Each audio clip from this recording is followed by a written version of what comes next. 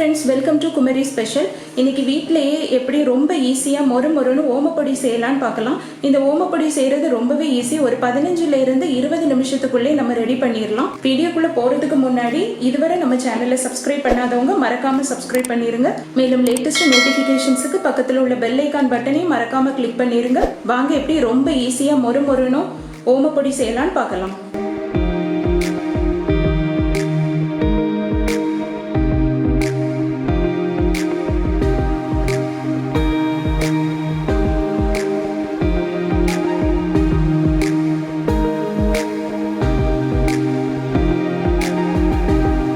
ஓமப்பொடி பண்ணுறதுக்கு ஒரு 2 கப் அளவு கடலை மாவு எடுத்துக்கோங்க. கடலை மாவு எடுத்து அதே கப்லேயே ஒரு 1/2 கப் அளவு அரிசி மாவு எடுத்துக்கோங்க. இந்த அரிசி மாவை இப்போ பவுலில் போடலாம்.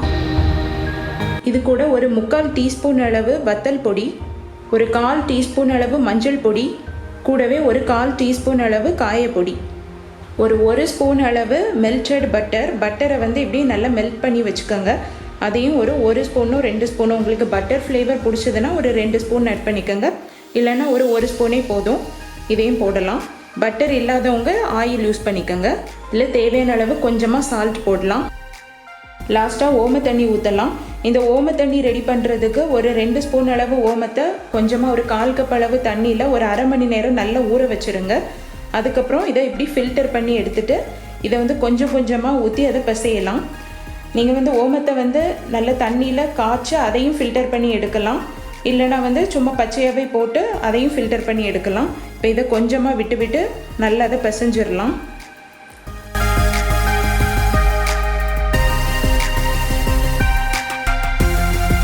மாவு ரொம்ப கெட்டியாக ஆகிடக்கூடாது, ரொம்ப தண்ணியாகவும் ஆகிடக்கூடாது. இந்த மாதிரி தொட்டதும் கையில் ஒட்டுறது மாதிரி பதத்துக்கு வச்சுக்கோங்க. அப்போ தான் நமக்கு அச்சில் வச்சு புளியறதுக்கு கரெக்டாக இருக்கும். இப்போ இந்த மாதிரி இடியப்பம் புளியிற அச்சு எடுத்துக்கோங்க. இப்போ இதில் ஒட்டாமல் இருக்க உள்ள கொஞ்சமாக ஆயில் தடவிடலாம். அப்புறம் இந்த மாதிரி சின்ன கண்ணுள்ள அச்சா எடுத்துக்கோங்க. அப்போ தான் ஓமப்பொடி சூப்பராக வரும். இப்போ இதையும் உள்ளே போட்டுடலாம். நம்ம ரெடி பண்ணி வச்சுருக்க ஓமப்பொடி மாவில் கொஞ்சமாக எடுத்து இப்படி உருண்டை பிடிச்சி அதை உள்ளே ஸ்டஃப் பண்ணிடுங்க. இனி இதை க்ளோஸ் பண்ணிடலாம்.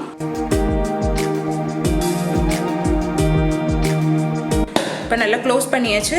இனி இதை ஆயிலில் விட்டு ஓமப்பொடி ஃப்ரை பண்ணி எடுத்துடலாம். இப்போ ஒரு கடாயில் பொரிக்கிறதுக்கு தேவையான அளவு ஆயில் விட்டு நல்லா சூடாக விடலாம். ஆயில் சூடானதும் ஸ்டவ்வை மீடியமில் வச்சுருங்க. நம்ம அந்த அச்சில் வச்ச மாவை அப்படியே ஆயிலில் புழிஞ்சு விட்டுடலாம். இப்போ உங்களுக்கு ரொம்பவே எக்ஸ்ட்ரா கிறிஸ்பியாக இருக்கணும் அப்படின்னு நீங்கள் நினச்சிங்கன்னா இதில் கொஞ்சமாக பொரிக்காரம் வேணால் ஆட் பண்ணிக்கோங்க. அப்போ நல்ல மொறுன்னு வரும். லைட்டாக திருப்பி போடலாம்.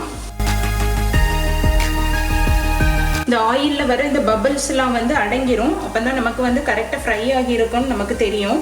இல்லைன்னா வெளியே ஃப்ரை ஆகிட்டு உள்ளே வேகாமல் இருக்கும். ஸோ இந்த ஆயிலில் வர பபிள்ஸ்லாம் அப்படி அடங்கிரும். அந்த டைமில் நம்ம எடுத்துட வேண்டியதுதான். இப்படி எல்லா மாவையும் புழிஞ்சு ஓமப்பொடி பண்ணிடலாம்.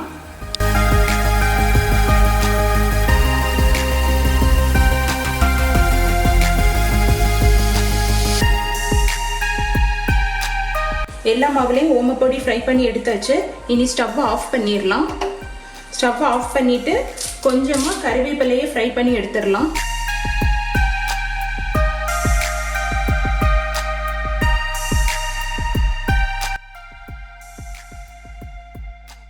இப்போ இதுக்கு மேலே லாஸ்ட்டாக ஃப்ரை பண்ணி எடுத்த கறிவேப்பிலையை போடலாம்.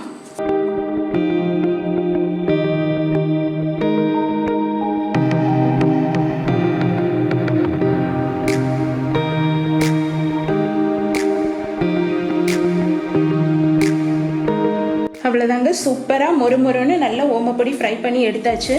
பாருங்கள், இது எடுத்ததுமே நல்லா இப்படி பொடிஞ்சு வரணும். இது இப்படி மிக்ஸ் பண்ணிட வேண்டியதுதான். இப்போ இந்த ஓமப்பொடியை நல்ல ஒரு ஏர்டைட் கண்டெய்னரில் போட்டு வச்சுக்கோங்க. இப்போ நமக்கு தேவைப்படும் போது நம்ம சாப்பிடலாம். நீங்களும் வீட்டில் கண்டிப்பாக இதே மெத்தடில் ட்ரை பண்ணி பாருங்கள், சூப்பராக வரும். இந்த வீடியோ உங்களுக்கு பிடிச்சிருந்ததுன்னா லைக் பண்ணுங்கள், ஷேர் பண்ணுங்கள், மறக்காமல் சப்ஸ்கிரைப் பண்ணுங்கள். தேங்க்யூ ஃபார் வாட்சிங்.